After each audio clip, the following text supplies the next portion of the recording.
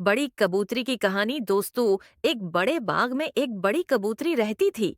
वो नहायत नेक दिल और अक्लमंद थी।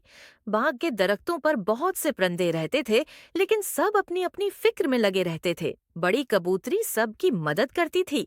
कभी चिड़िया के बच्चों को दाना ला देती, कभी मीना को बारिश से बचाती और कभी कुएं को मशूरा देती कि बड़े काम न करे। एक दिन बाग में शिकारी आया। उसने जाल बिछा दिया और दाने डाल दिए। सब परिंदे भूख की वजह से दाना खाने दौड़े।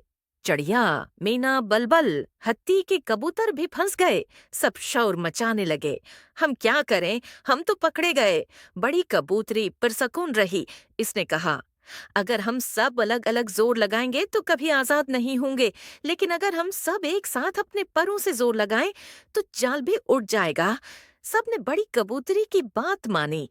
जैसे ही सबने एक साथ अपने परों से परवाज की, जाल जमीन से उठ गया और आसमान की तरफ उड़ने लगा। शिकारी हैरान रह गया कि परिंदे किस तरह निकल भागे। कबूतरी ने सबको कहा, देखा, इत्तेफाक में कितनी ताकत है। अगर हम एक हो जाएं तो कोई दुश्मन हमें नुकसान नहीं पहुंचा सकता। इसके बाद सब परिंदे बड़ी कबूतरी को अपना रहनुमा मानने लगे और वादा किया कि हमेशा मिलजुल कर रहेंगे। तो दोस्तों, आपको पता चला कि इत्तेहाद में बरकत है। अगर हम मिलजुल कर काम करें तो बड़े से बड़ा मसला भी हल हो सकता है। इसलिए कहानी अच्छी लगी हो तो लाइक करें और चैनल को सब्सक्राइब करें।